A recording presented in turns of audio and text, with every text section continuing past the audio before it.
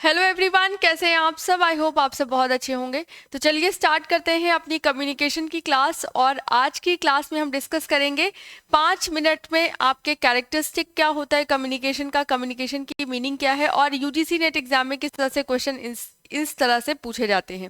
तो जितने भी टॉपिक आपके UGC net exam point of view से इंपॉर्टेंट है, उन सारे टॉपिक्स को हम 5 मिनट में डिस्कस करने की कोशिश करते हैं। तो सबसे पहले एक नज़र डालते हैं सिलेबस पर। तो ये आपका सिलेबस है, मैंने हिंदी इंग्लिश दोनों में मेंशन कर दिया है। सबसे पहले तो कम्युनिकेशन की मीनिंग्स हमें पता होनी चाहिए कि कम्युनिकेशन क्या है, टाइप्स पता होने चाहिए, कैरेक्टरिस्टिक्स ऑफ कम्युनिकेशन हमें पता होना चाहिए। सेकंड नंबर पे आपका आता है इफेक्टिव कम्युनिकेशन, जिसमें वर्बल और नॉन वर्बल कम्युनिकेशन की बात की गई है। And intercultural and group communication को भी आपको यहाँ पर पढ़ना है, राइट। वर्बल नॉन वर्बल के टाइप्स, कौन कौन से टाइप हैं, किस किस तरह से वर्बल नॉन वर्बल हो सकते हैं, ये सारी चीज़ें यहाँ पर हमें पढ़ना है। नेक्स्ट है क्लासरूम कम्युनिकेशन। तो क्लासरूम का कम्युनिकेशन किस तरह से होना चाहिए, किस तरह से क्लासरूम की व्यवस्था होनी चाहिए, टीचर को किस तरह से स्टूडेंट से इंटरेक्ट करना चाहिए, इस तरह के क्वेश्चन आपके एग्जाम में पूछे जाते हैं। नेक्स्ट है बैरियर्स ऑफ इफेक्टिव कम्युनिकेशन। तो इफेक्टिव कम्युनिकेशन में कौन कौन सी बाधाएं आती हैं, अगर प्रभावी संचार करते हैं तो उसमें कौन कौन सी नॉइज, कभी चैनल की वजह से नॉइज होता है, कभी मैसेज गलत भेजा जाता है, कभी इंसान की मनोदशा सही नहीं होती। तो जितने भी प्रकार के नॉइसेस होते हैं वहाँ यहाँ पर हम वो सब डिस्कस करेंगे। लास्ट में आपका आता है mass media and society. Mass media and society, क्योंकि मीडिया एक बहुत बड़ा रोल प्ले करती है जो कि मास कम्युनिकेशन को एड्रेस करती है, बहुत सारी एक जनसंचार को वो एड्रेस करती है। इस वजह से ये भी आपका क्या है, एक इंपॉर्टेंट पॉइंट बन जाता है। तो चलिए नेक्स्ट स्टार्ट करते हैं कि आपके कम्युनिकेशन की मीनिंग क्या है। तो कम्युनिकेशन की मीनिंग आपके लैटिन वर्ड कम्युनिकेट से ली गई है, या इसको कम्युनिस्ट कह सकते हैं, और इसका अर्थ होता है सामान्य बनाना, सामान्य बनाना, राइट। तो कम्युनिकेशन वर्ड आपका लैटिन वर्ड से आया है, राइट। इस तरह से क्वेश्चन पूछा नहीं जाता, बट आपको बेसिक पता होना चाहिए। संचार जाने गए तथ्य, विचार, जानकारी और आवश्यकताओं को साझा करने की एक प्रक्रिया को दर्शाता है।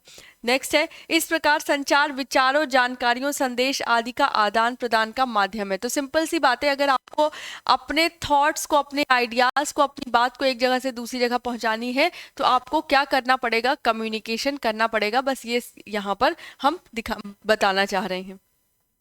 नेक्स्ट, ये सारे उस प्रभावी संचार की और संचार की ही व्याख्या है। जैसे प्रभावी संचार उस संदेश को उचित रूप से प्रेषित करने और दूसरे तक पहुंचाने तथा उसे उचित तरीके से समझाने पर निर्भर करता है। एक प्रभावी संचार तभी हो सकता है कि जब आप अपनी बात को दूसरे तक सही ढंग से पहुंचा पाएं। तो वो संचार किस प्रकार का होगा, प्रभावी संचार या इफेक्टिव संचार कहलाएगा।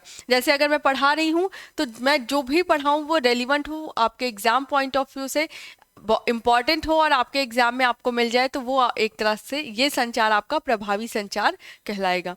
एंड यहाँ पे क्या है, संचार का इतिहास। तो संचार के इतिहास को एक नज़र में देखते हैं।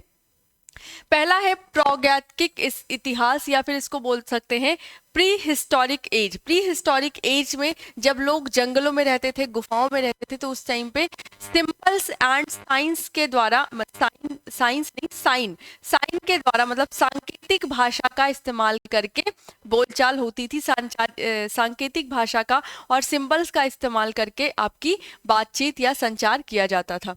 नेक्स्ट है मौखिक युग, जब लोगों को बोलना आया, भाषा का ज्ञान हुआ, तो ओरल बोलकर अपनी बात को व्यक्त या अभिव्यक्त किया जाने लगा। नेक्स्ट लिखित युग, जब रिटन का जमाना आया तो लिखकर कोई या तो चित्र बनाकर या फिर कुछ लिखकर आपकी जो अपनी अभिव्यक्ति है उसको व्यक्त की जाने लगी, तो इसको हम बोलते हैं लिखित युग।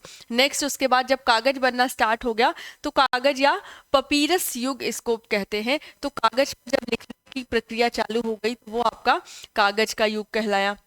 मुद्रण और डाक युग, जब आपकी मशीन्स, ये लगभग 15वीं सेंचुरी की बात है, 15th सेंचुरी में जब आपके प्रिंटिंग प्रेस आ गए थे, तो प्रिंटिंग प्रेस द्वारा जब न्यूज़पेपर्स छपने लगे या आर्टिकल्स छपने लगे, तब आपका कौन सा ज़माना आता है, मुद्रण या डाक युग। नेक्स्ट है टेलीग्राफ या टेलीफोन। तो टेलीग्राफ या टेलीफोन का युग आपका कहलाता है, ये लगभग 19वीं शताब्दी की बात है जब आपके टेलीफोन्स आ गए थे, राइट। तो 19वीं शताब्दी में आपके टेलीफोन्स एंड टेलीग्राफ सेंड होने स्टार्ट हो गए थे। रेडियो एंड टेलीविजन, तो 20वीं शताब्दी में आपका टेलीविजन का जमाना आ गया था। और उसके बाद जो नया युग है जिसको हम बोलते हैं डिजिटल युग, तो ये 21st सेंचुरी का युग है। यहाँ पे आप इंटरनेट, मोबाइल, आपके टैबलेट, लैपटॉप, कंप्यूटर सब कुछ इस्तेमाल करते हैं, मतलब आर्टिफिशियल इंटेलिजेंस से काम हो रहा है, ठीक है। तो ये तो हो गई आपके एक क्विक हिस्ट्री ऑफ आपके कम्युनिकेशन की। चलें नेक्स्ट हम डिस्कस करेंगे कैरेक्टरिस्टिक, संचार की विशेषताएं क्या क्या हैं। तो संचार की विशेषताओं में संचार एक ऐसी प्रक्रिया है जो सीखी जाती है, जो जन्म से नहीं आती। संचार आपकी निरंतर सीखने की प्रक्रिया को कहा जाता है, ठीक है। तो यहाँ पे अगर हम देखें, हो गया क्या? 5 मिनट नहीं हुए अभी? 5 मिनट से ज़्यादा हो गया ना? अच्छा, हाँ रुक जाओ, रोको मत, तो यहीं पे वाइंड अप कर दे रही हूँ ना।